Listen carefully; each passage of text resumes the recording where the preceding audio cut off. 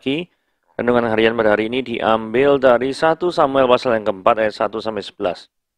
Judul renungan kita pada hari ini adalah Allah di dalam kota. Orang Israel berperang melawan bangsa Filistin tanpa adanya perintah dari Tuhan. Mereka kalah, sekitar 4.000 orang tewas. Bukannya bertobat, mereka malah menyalahkan Tuhan, lalu membawa tabut perjanjian ke medan perang. Tabut itu adalah sebuah peti kayu yang merupakan lambang kehadiran Allah di tengah umatnya. Mereka berpikir bahwa kehadiran tabut itu akan menjadi jaminan kemenangan mereka. Mereka mengira bisa menaruh Allah di dalam sebuah kotak dan mengaturnya. Namun yang terjadi ialah Israel terpukul kalah. 30.000 orang tewas, bahkan tabut Allah dirampas oleh orang Filistin. Seperti halnya orang Israel, kadang-kadang kita berusaha memperalat dan bahkan memanipulasi Allah. Kita melakukan ritual tertentu demi memperoleh keinginan kita. Ada yang berpikir bahwa dengan memberi persembahan maka kita memaksa Allah untuk memberkati kita secara finansial. Ada yang mengira bahwa karena rajin melayani di gereja, itu akan menjadi jaminan bahwa Allah akan memberi yang kita inginkan. Tentu saja Allah memberkati orang-orang yang memberikan persembahan, serta yang melayani Dia dengan tulus. Tetapi kita tidak dapat memanipulasi Dia dengan melakukan ritual tertentu. Dia Maha Tahu dan Dia memiliki otoritas atas kehidupan kita. Berapa tahun kemudian, Samuel menantang orang Israel untuk sungguh-sungguh bertobat. Itulah yang membuat Tuhan melepaskan mereka dari penindasan orang Filistin dalam 1 Samuel pasal yang ke-7 ayat 3. Ya, pertobatan sejati dari umatnya lah yang membuat Dia bertindak dan menolong umatnya. Bukan ritual agamawi, melainkan pertobatan sepenuh hatilah yang akan menggerakkan Allah bertindak atas kita. 1 Samuel pasal yang keempat. Orang Israel maju berperang melawan bangsa Filistin dan berkemah dekat Ebenezer, sedang orang Filistin berkemah di Afek. Orang Filistin mengatur barisannya berhadapan dengan orang Israel. Ketika pertempuran menghebat, terpukul kalah orang Israel oleh orang Filistin, yang menewaskan kira-kira 4.000 orang di medan pertempuran itu. Ketika tentara itu kembali ke perkemahan, berkatalah para tua-tua Israel, "Mengapa Tuhan membuat kita terpukul kalah oleh orang Filistin pada hari ini? Marilah kita mengambil dari Silo tabut perjanjian Tuhan, supaya Ia datang ke tengah-tengah kita dan melepaskan kita dari tangan musuh kita." Kemudian bangsa itu menyuruh orang ke Silo, lalu mereka mengangkat dari sana tabut perjanjian Tuhan semesta alam, yang bersemayam di atas para kerub. Kedua anak Eli, Hofni dan Pinehas, ada di dekat tabut perjanjian Allah itu. Segera sesudah tabut perjanjian Tuhan sampai ke perkemahan, bersoraklah seluruh orang Israel dengan nyaring sehingga bumi bergetar. Dan orang Filistin yang mendengar bunyi sorak itu berkata, "Apakah bunyi sorak yang nyaring di perkemahan orang Ibrani itu?" Ketika diketahui mereka bahwa tabut Tuhan telah sampai ke perkemahan itu, ketakutanlah orang Filistin, sebab kata mereka, Allah mereka telah datang ke perkemahan itu dan berkata, "Celakalah kita, sebab seperti yang belum pernah terjadi dahulu. Celakalah kita, siapakah yang menolong kita dari tangan Allah yang maha dahsyat ini? Inilah juga Allah yang telah menghajar orang Mesir dengan berbagai tulah di padang gurun. Kuatkanlah hatimu dan berlakulah seperti laki-laki, hai orang-orang Filistin, supaya kamu jangan menjadi budak orang Ibrani itu seperti mereka dahulu menjadi budakmu. Berlakulah seperti lelaki dan berperanglah." Lalu berperanglah orang Filistin sehingga orang Israel terpukul kalah. Mereka melarikan diri dan masing-masing ke kemahnya. Amatlah besar kekalahan itu. Dari pihak Israel gugur 30.000 orang pasukan berjalan kaki. Lagi pula tabut Allah dirampas oleh kedua anak Eli, Hofni dan Pinehas tewas. Seorang dari suku Benyamin lari dari pertempuran pada hari itu juga. Ia sampai ke Silo dengan berpakaian terkoyak-koyak dan dengan tanah di kepalanya. Ketika ia sampai, Eli sedang duduk di kursi di tepi jalan menunggu-nunggu, sebab hatinya berdebar-debar karena tabut Allah itu. Ketika orang itu masuk ke kota dan menceritakan kabar itu, berteriaklah seluruh kota itu. Ketika Eli mendengar bunyi teriakan itu, bertanyalah ia, "Keributan apakah itu?" Lalu bersegeralah orang itu mendapatkan Eli dan memberitahukannya kepadanya. Eli sudah 98 tahun umurnya dan matanya sudah bular, sehingga ia tidak dapat melihat lagi. Kata orang itu kepada Eli, "Aku datang dari medan pertempuran dan baru hari ini aku melarikan diri dari medan pertempuran." Kata Eli, "Bagaimana keadaannya, anakku?" Jawab pembawa kabar itu, "Orang Israel melarikan diri dari hadapan orang Filistin. Kekalahan yang besar telah diderita oleh rakyat. Lagi pula kedua anakmu Hofni dan Pinehas telah tewas, dan tabut Allah sudah dirampas." Ketika disebutnya tabut Allah itu, jatuhlah Eli terlentang di kursi di sebelah pintu gerbang. Batang lehernya patah dan dia mati. Sebab telah tua dan gemuk orangnya. 40 tahun lamanya ia memerintah sebagai hakim atas orang Israel. Adapun menantunya perempuan istri Pinehas sudah hamil tua. Ketika didengarnya kabar itu, bahwa tabut Allah telah dirampas dan mertua laki-lakinya serta suaminya telah mati, duduklah ia berlutut lalu bersalin, sebab ia kedatangan sakit beranak. Ketika ia hampir mati, berkatalah perempuan-perempuan yang berdiri dekatnya, "Janganlah takut sebab engkau telah melahirkan seorang anak laki-laki." Tetapi ia tak menjawab dan tidak memperhatikannya.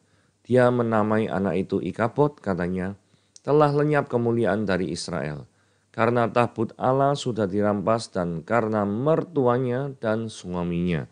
Katanya, "Telah lenyap kemuliaan dari Israel, sebab tabut Allah telah dirampas." Nah, jadi dari narasi yang panjang lebar itu begini ya. Bangsa Israel itu berperang melawan bangsa Filistin. Terus Israelnya kalah, yang meninggal 4.000 orang. Banyak bukan? Terus kemudian bangsa Israel ini mempertanyakan, ini kok bisa kalah nih, bagaimana ceritanya ya? Maka yang terjadi adalah mereka usul, oh ini bawa tabut aja. Ya toh? Sama seperti yang konsep berpikir mereka itu sama seperti orang berpikir jimat. Seperti yang dibahas di renungan narasi artikel renungan harian yang kita baca hari ini. Terus begitu tabutnya tuh dibawa, waduh merasa dirinya tuh menang. Padahal tabut itu kan lambang keadilan daripada Tuhan. Kalau Tuhan itu hadir, dia ingin berelasi dengan manusia. Nah yang terjadi adalah bangsa Israel itu tidak punya relasi dengan Allah. Dan mereka ingin Allah itu bekerja tanpa adanya relasi. Ya gak mungkin lah. Nah kemudian bangsa Filistin melihat kabar itu, mula-mula waspada dan takut. Karena apa? Mungkin mereka sudah mendengar ya, kalau Allahnya Israel ini sudah bekerja, maka dia bisa membumi hanguskan Mesir. Mesir aja di bumi hanguskan, apalagi Filistin. Tetapi bangsa Filistin ini bertekad.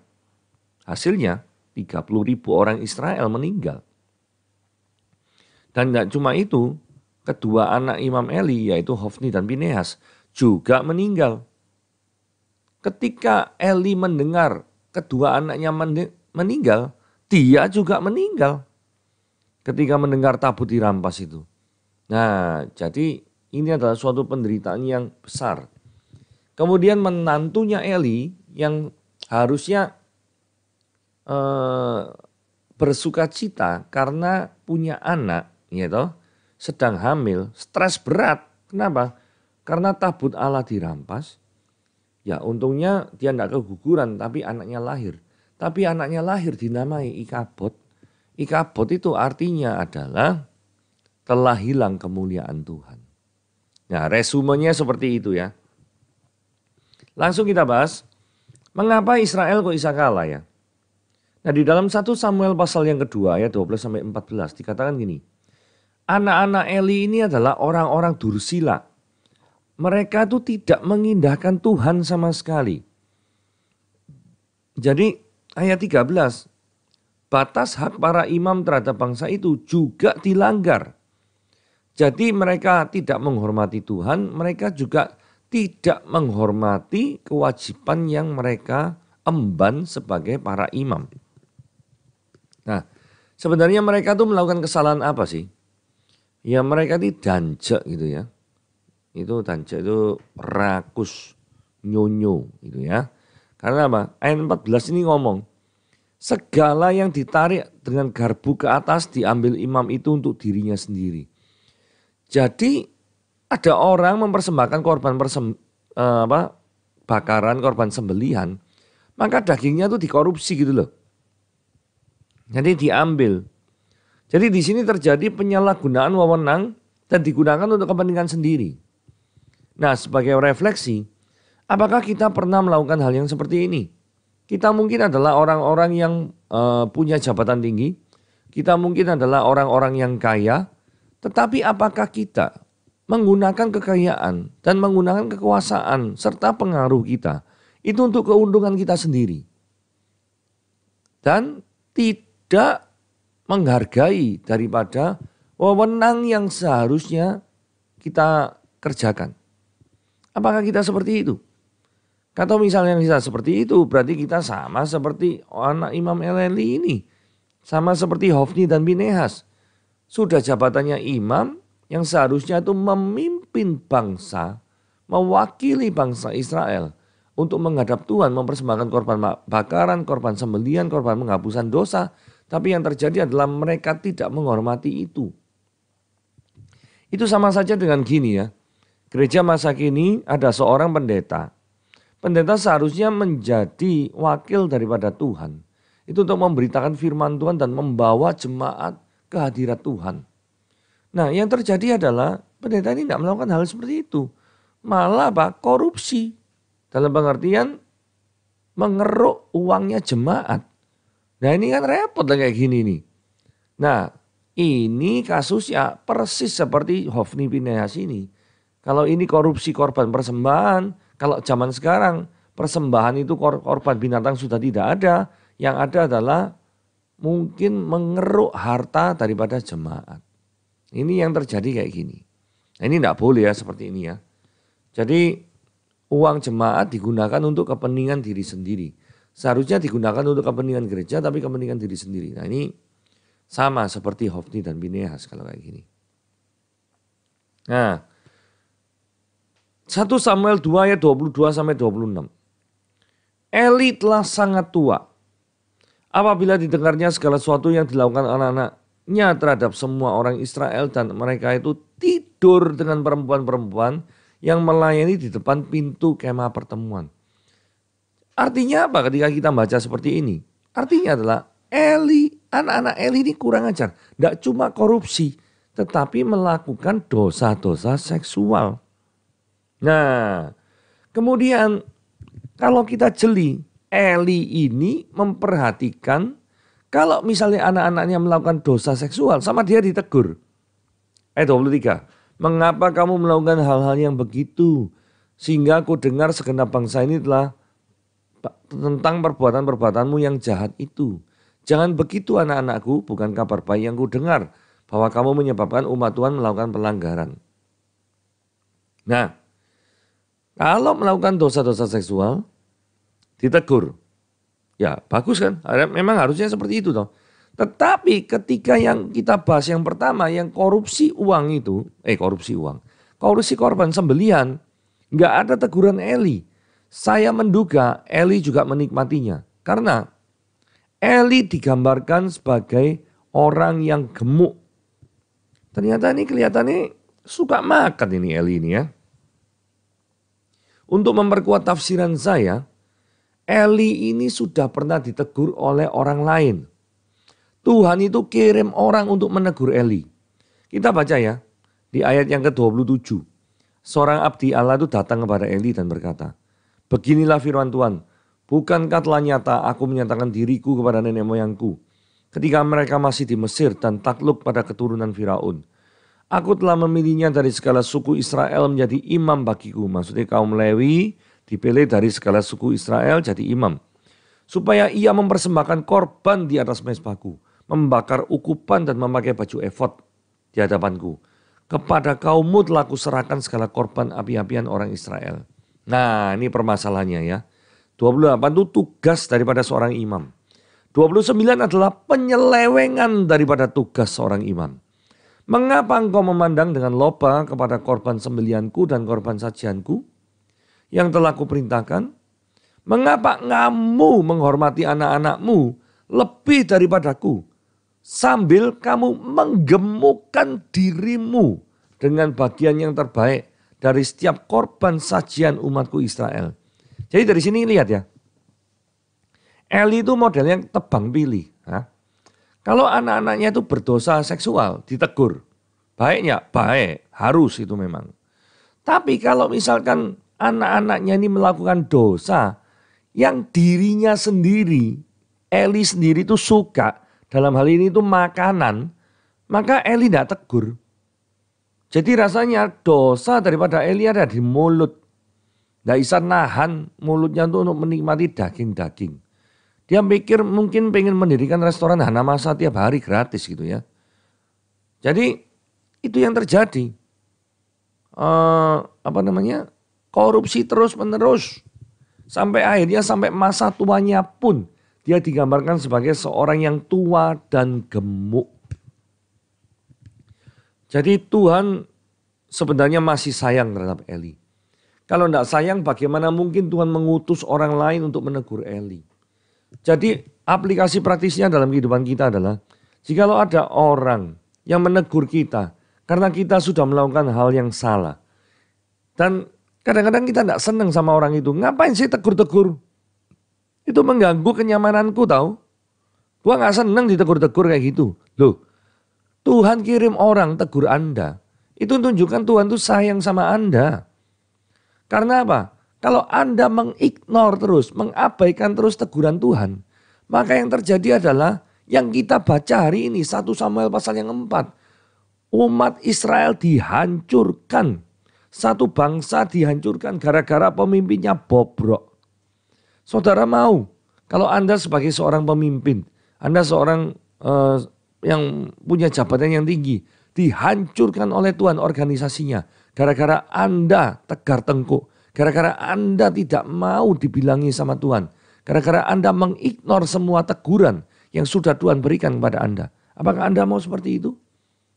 Sebagai seorang pemimpin yang baik, seharusnya kita membuka diri untuk menerima teguran. Jikalau memang teguran itu bermaksud baik, kritik yang membangun, dan untuk memperbaiki diri kita yang mungkin sedang salah jalan. Nah, kita harus memiliki hati yang cukup rendah hati untuk menerima teguran daripada Tuhan. Jadi bagi kita yang sekarang sedang mendengarkan renungan ini, yang terkadang tidak mau mendengarkan teguran Tuhan melalui orang lain, bertobatlah. Firman Tuhan hari ini cocok untuk kita semua. Cocok untuk saudara yang mungkin selama ini mengignore, mengabaikan daripada teguran orang lain. Oke, sekarang kita lanjut. Tuhan berfirman melalui Samuel kepada Eli. Ini luar biasa ya. Tuhan firman melalui abdi Allah. Hal yang kedua, Tuhan berfirman melalui Samuel. Di Samuel pasal yang ketiga, tadi yang sebelumnya itu pasal yang kedua. Sekarang pasal yang ketiga. Tuhan firman kepada Samuel, ketahuilah aku akan melakukan sesuatu di Israel. Sehingga setiap orang yang mendengarnya akan bising kedua telinganya. Aku akan menempati kepada Eli segala yang telah kufirmankan tentang keluarganya. Dari mula sampai akhir. Aku akan menghukum keluarganya untuk selamanya. Karena dosa yang telah diketahuinya. Yakni bahwa anak-anaknya telah menghujat Allah. Tetapi ia tidak memarahi mereka. Sebab itu aku telah bersumpah pada keluarga Eli. Bahwa dosa keluarga Eli tidak akan kuhapuskan dengan korban sembelian atau dengan korban sajian untuk selamanya. Jadi artinya dalam rentang waktu antara teguran pertama dan firman Tuhan kepada Samuel, ini Eli tidak ada perubahan sama sekali. Sama sekali tidak ada perubahan. Bahkan setelah Eli mendengar Tuhan akan menghukum keluarganya, sikapnya itu tidak meraung-raung menangis atau gimana gitu ya. Tapi pasrah. Pasrah saudara-saudara. Gini ya. Eli tidak berbuat apa-apa. Eli itu hanya menegur tapi tidak melakukan tindakan indisipliner pada anak-anaknya. Eli hanya menegur dosa-dosa perzinahan. Tetapi dosa-dosa memanipulasi korban persembahan, Eli tidak melakukan apapun. Seperti yang saya jelaskan tadi ya. Karena Eli itu juga menikmati perilaku daripada Hofni dan Pinehas. Nah, respon Eli adalah ayat 18 ini ya. Dia itu Tuhan.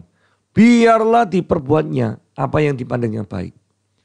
Saudara, kalau saya jadi Eli ya. saya akan sujud dan menangisi daripada dosa saya. Karena apa? Karena saya bangsa Israel akan hancur dan dibasmi. Apakah ketika saudara mendengar seperti itu Anda tidak menangis? Eli ini pasrah yang ngomong gini cuman ya. Eli, dia Tuhan biarlah diperbuatnya apa yang dipandangnya baik. Loh, kayak gini loh orangnya. Beda ya sikapnya sama Abraham ya. Begitu tahu Sodom dan Gomora mau dihancurkan. Abraham langsung berdoa, Tuhan kalau ada 50 orang masa akan engkau mau binasakan. Loh, ini ada suatu sikap di mana Abraham itu sangat mengasihi. Gitu loh. Janganlah dihancurkan. Tapi kalau Eli pasrah men. Seperti itu. Eli itu tidak memohon kepada Tuhan. Ataupun Eli itu tidak menyesal karena terima firman Tuhan dari Samuel. Aneh sekali orang ini. Mungkin dia tahu kalau dia menyesal, dia berbuat untuk ya sudah aku berhenti. Mulutnya tidak menikmati lagi korban sembelihan. Jadi rasa-rasanya dia tuh lebih berat untuk apa ya? Memuaskan daripada hawa nafsunya yaitu makanan itu daripada menaati Tuhan. Itu yang terjadi. Sangat mengenaskan sekali. Jadi ini ada simbol agamawi dengan spiritualitas yang palsu. Maksudnya gini ya, para tua-tua Israel itu tahu kalau tabut perjanjian itu adalah lambang kehadiran Tuhan. Tetapi toh selama ini pemimpinnya bobrok, tidak bisa membawa umat kepada Tuhan dengan baik. Maka yang terjadi adalah mereka menjadikan lambang kehadiran Tuhan itu sebagai jimat. Jadi cara-cara tua Israel berelasi dengan Tuhan itu secara legalistik. Bukan secara relasional yang intim. Gampangannya begini ya. Kadang-kadang tuh gini. Kita misalkan ya, menghadapi masalah. Terus kita teringat, orang lain tuh menghadapi masalah doa pada Yesus diselamatkan. Diselesaikan utang-utangnya. Misalkan seperti itu ya. Terus yang terjadi adalah, ayo kita doa sama Yesus. Engkau tidak mengenal Yesus. Engkau belum mengenal Yesus sebagai Tuhan dan Juru Selamat. Justru itu yang paling penting. Tetapi yang engkau lihat adalah berkat sampingan tanda kutip. Itu bagi orang yang sudah percaya. Jadi berkat sampingan itu dalam pengertiannya apa? Tidak selalu orang yang percaya itu akan diselesaikan semua permasalahan hidupnya. Tidak selalu. Murid-murid Yesus saja sudah percaya kepada Yesus. Matinya semua mengenaskan kok kecuali Yohanes. Dan seperti itu. Nah, orang ini salah kaprah, salah mengenal Yesus yang benar. Kalau Anda melihat renungan harian beberapa hari yang lalu, saya pernah membahas cara pandang dunia versus cara pandang kekristenan. Jadi bagaimana tuh orang dunia itu melihat kekristenan dan bagaimana orang Kristen tuh melihat kekristenan itu beda sekali. Nah, mungkin Anda yang belum mendengar bisa mengklik yang renungan harian yang hari Senin. Yang minggu ini yang hari Senin. Itu khusus dibahas seperti itu. Nah, jadi cara orang-orang ini memandang simbol-simbol daripada spiritual itu secara palsu. Bukan aslinya yang Tuhan mau. Mereka tuh salah kaprah dalam hal memahami kehadiran Tuhan. Yang terjadi adalah tambah kalah. Asalnya cuma kalah 4.000, ini kalah 30.000. Itu yang terjadi. Nah, renungan hari ini menolong kita. Jangan sampai kita itu berelasi dengan Tuhan dengan pengertian yang salah. Jangan sampai Anda datang kepada Tuhan hanya pada doa saja. Doa kepada Tuhan hanya pada saat ada masalah maksud saya. Apakah ketika tidak ada masalah apapun, Anda pernah bersyukur? Pernah enggak? Atas segala penyertaan Tuhan dalam hidupmu. Marilah kita sekarang mengubah cara kita untuk berelasi dengan Tuhan. Jangan biarkan kita hanya datang kepada Dia kalau ada permasalahan yang sangat besar. Saudara bayangkan begini ya. Kalau ada seorang papa dan mama punya anak, terus kemudian anak ini hanya datang kepada orang tua kalau butuh uang. Kira-kira papa dan mamanya senang apa enggak ya? Kalau enggak butuh uang, enggak datang. Tapi lah butuh uang datang. Ya gampangannya saudara gitulah. Kalau punya anak, model anaknya itu seperti kayak gitu. Kira-kira senang apa enggak? Pasti enggak toh. Pasti Anda tuh pengen sama anaknya tuh ngomong-ngomong. Walaupun enggak butuh uang, enggak butuh materi apa, ngomong-ngomong, berelasi, berhubungan. Itu kan yang didambakan bukan? Kebersamaan itu kan jauh lebih indah hubungannya daripada memiliki hubungan tapi atas dasar kalau perlu duit. Kadang-kadang orang Kristen modelnya seperti ini. Kalau pengen diberkati Tuhan barusan datang. Gitu loh. Kalau misalnya sudah diberkati tidak datang lagi. Nah ini sama saja dengan anak yang kalau sudah punya uang ngerasa tidak perlu orang tua, tidak perlu datang ke orang tua. Itu yang terjadi. Nah saudara bisa menilai sendiri. Orang Kristen yang seperti itu apakah baik di mata Tuhan? Ya semoga hal ini membuat kita tuh merenungkan apakah selama ini kita sudah menjadi Kristen yang baik. Jangan-jangan kita selama ini adalah cuma Kristen yang dalam tanda kutip hanya mampu membawa tabut Tuhan di tengah kehidupan kita. Tetapi selama ini tidak pernah menghadirkan Tuhan. Tidak pernah menghadirkan tabut Tuhan di dalam setiap kehidupan kita. Saudara perlu camkan ini baik-baik. Tuhan Yesus memberkati.